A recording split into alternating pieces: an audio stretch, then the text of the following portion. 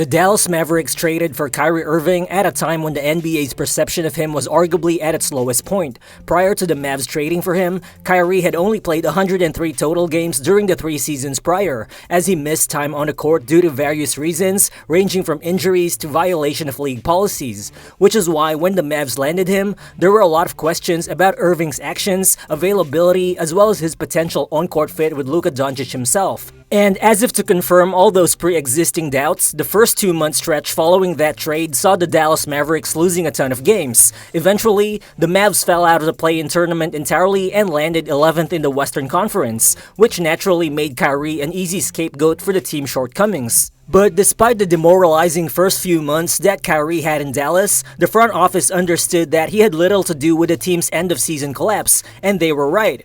Just a few months later, what the NBA would see from Irving during his first full season in Dallas is not something that one can take for granted. During the 2024 season, we've seen Kyrie drain a 20-foot game winner over Nikola Jokic at the buzzer. We've also witnessed the Mavs' incredible first-round series against the Clippers wherein Kyrie might have been the best player on the floor. We've also seen a playoff setting wherein Kyrie proved that he could step up defensively by slowing down the likes of James Harden and Jaylen Williams, and we've also learned that it's possible to build an elite defense around him and Luka Doncic. But most importantly, we've watched the series against Minnesota, which showed that even the NBA's best defense could look hopeless when the Mavs star tandem is at the top of their game. And in hindsight, just 15 months after the Kyrie Irving trade, the Dallas Mavericks have been back to the NBA Finals for the first time in 13 years. But overall, after an incredible season wherein he quieted skeptics, the key question is, how many more great seasons can we expect from Kyrie Irving, who will be turning 33 years old in March next year? So what's good everyone, it's Real Balls here, and in this video, I'll be doing some data-driven analysis in order to gain a clearer picture of Kyrie Irving's future with the Dallas Mavericks. So let's get to it.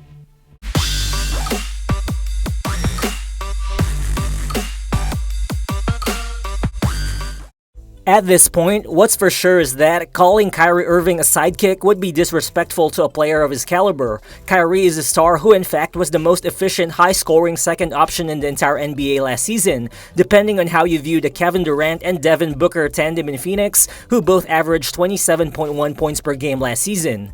Overall, as the Dallas Mavericks second option, Kyrie averaged 25.6 points per game on elite 55, 41, and 91% shooting splits. This puts him alongside Stephen Curry as the only 2 players last season to average at least 25 points while shooting at least 50% from inside the arc, 40% from deep, and 90% from the free throw line. In fact, Kyrie Irving joined Steph Curry and Kevin Durant as the only 3 players over the last 25 years to join the 25-point, 50, 40, and 90 club, with Curry doing it 6 times, Irving doing it 4 times, and Durant doing it twice within that 25-year span. But if we dive a little deeper, we'll actually see 2 other former Dallas Mavericks players who actually came close to these levels in the past. During the 2007 season when he won the MVP award, Dirk Nowitzki actually missed joining the 25-point, 50, 40, and 90 club by a hair, as he averaged 24.6 points per game.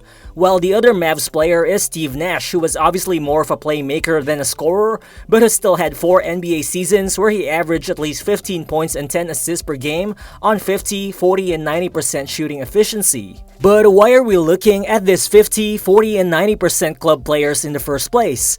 Well, that's because reaching these levels is the mark of elite shooters, and overall, I think shooting capability ultimately adds a lot of context to my initial question about Kyrie Irving's potential career longevity. And looking at the earlier 50, 40, and 90 comparisons, Steph Curry, Kevin Durant, Dirk Nowitzki, and Steve Nash are obvious choices to look for clues about how long Kyrie Irving's top-level production might last. But instead of sticking to just 4 players, I wanted to have a little bit larger sample size to apply some comparisons with. So to expand my pool for player comparisons, I ran a similarity analysis with the help of Basketball Reference's multi-dimensional scaling map, or MDS, to be able to find player seasons comparative to Kyrie Irving's 2024 season, while giving focus on 3 categories, such as the players above age 30 seasons, scoring and assist rates, and shooting splits. And the resulting map actually shows shows at least 50 different comparable player seasons beginning in 1999, which is when advanced stats tracking began, including player seasons ranging from Michael Jordan, Kobe Bryant, Allen Iverson, Chris Paul, Stephen Curry, up to 2024 Kawhi Leonard. But ultimately, I just decided to select a total of 20 players from both current and past NBA eras to use for this comparison exercise. For the first group, I selected a total of 10 smaller guards, which include Steph Curry, Chris Paul, Mike Conley, Kyle Lowry, Steve Nash, Chauncey Billups, Sam Cassell, Allen Iverson, Tony Parker, and John Stockton. Then, for the second group, I selected 10 players who are either bigger guards or taller frontcourt players who are great shooters, and I ultimately decided on Kevin Durant, James Harden, Russell Westbrook, Paul George, DeMar DeRozan, Dirk Nowitzki, Ray Allen, Gary Payton, Jason Kidd, and Reggie Miller. And looking at it, the first pattern that stood out to me is that in this list of 20 players, only 7 of them made at least one All-NBA team or one All-Star team during their age 35 seasons and beyond, and those are Steph Curry, Chris Paul, Kevin Durant, Steve Nash, John Stockton, Dirk Nowitzki, and Ray Allen. What's notable is that all 7 players are elite shooters, and most of them started to show noticeable decline by their age 36 or age 37 seasons, with the exception of Steph Curry and Kevin Durant, who are both just about to turn 36. And I think we could also include Reggie Miller in this category because although he didn't make an All-NBA team or All-Star team past his age 34 season, using his shooting capabilities, he still played at a high level during his age 35 to age 36 seasons, averaging 18 points per game on 38% shooting from deep. But then, similarly, players on my list who were a notch below those elite levels but who still had extended prime years include Jason Kidd, Gary Payton, Chauncey Billups, Sam Cassell, Mike Conley, and Kyle Lowry. Just like the first group of players, this group also made their mark with shooting, ball skills, or high basketball IQ. But notably, none of these players made an All-Star team beginning their age 35 seasons, although all of them still made at least one All-Star team at age 33 or age 34, with their decline coming a little bit earlier around their age 35 seasons. On the other hand, another group of players from the list includes Allen Iverson, Russell Westbrook, and Tony Parker, whose games mostly relied on speed and athleticism. Notably, all 3 players' career arcs trended downwards earlier compared to the other players on the list. These 3 players' games started to slow down once injuries hit or once their physical decline began, mostly around their age 32 or age 33 season. Finally, the last 3 players on the list which we haven't talked about are James Harden, Paul George, and DeMar DeRozan. Well, as of now, none of those 3 have played their age 35 seasons, but what we know is that during the past 3 years, at either age 32, 33, or age 34, all 3 of them have still made at least one All-Star team. But if any, among the 3, it is James Harden who has potentially shown the biggest decline over the past 2 years, which might or might not coincide with Harden being the most on-ball heavy usage player among those 3 for most of their careers. Overall, doing this comparative analysis just gave me a better insight on the aging curve of smaller NBA guards. I learned that the vast majority of the players in my comparison performed at a high level during their age 32 to age 34 seasons, but some of them who were the most skilled and the most elite shooters actually extended their primes even beyond their age 35 seasons. And looking at it, this is the territory we're actually entering with Kyrie Irving, who will turn 33 early next year. In conclusion, with the kind of sustainable ball skills, high IQ, and elite shooting that he has displayed over the years, if he gets to avoid serious injuries entering his mid-30s, I think Mavs fans are most likely in for at least 3 more seasons of Kyrie Irving playing at a superstar level. Well, for sure, injuries are a concern with Kyrie Irving, who has dealt with several nagging ones during his brief time in Dallas, including the most recent one when he broke his left hand during an off-season workout a couple months ago.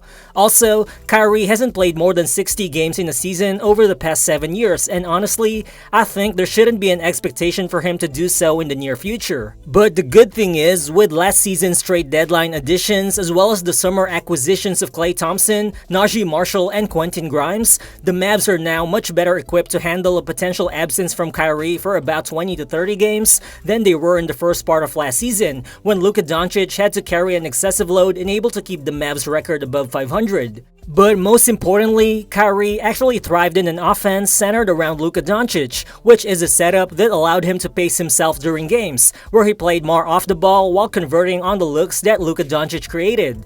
As last season, Kyrie was assisted on a career-high 46% of his made shots, which is a big jump from his previous career best of 37%. Further, almost half of Kyrie's 421 3-point attempts last season were actually catch-and-shoot threes, and he actually converted 43% of those. All of those stats are a testament to Kyrie Irving's elite shooting, as well as the fact that within the Mavs offense, he actually gets plenty of scoring opportunities that don't require him to dribble or drive in every possession. That luxury, as well as his ability to play more as a finisher rather than as a playmaker next to Luka Doncic, bodes well for his longevity and health. In fact, last season, Kyrie also looked as athletic as ever, as he recorded a career-high 6 dunks, including a couple of highlight-worthy alley-oops. Moreover, the addition of Klay Thompson should also give Kyrie more room to pick his spots during games. This should also provide Jayson Kidd more flexibility to choose which games to rest Kyrie, to limit his playing time to probably around 31 to 33 minutes, rather than the 35 minutes per game he played last season, which should ensure that Kyrie stays fresh just in time for the playoffs. Well, overall, predicting Kyrie Irving's future might be an impossible task, but as of now, all signs point to him still being great during his extended prime years. There's just plenty of reasons for Mavs fans to be optimistic, seeing one of the most skilled players in NBA history being set up for championship success by a Dallas Mavericks franchise who took a chance on him when the majority of the NBA saw him as a villain. But how long do you guys think can Kyrie Irving play at a superstar level, and will he even win a title with the Dallas Mavericks? Feel free to drop your thoughts in the comments section below, and again, if you're new to the channel, please consider subscribing as well. Again, this is Real Balls, and I'll see you on the next one. Peace.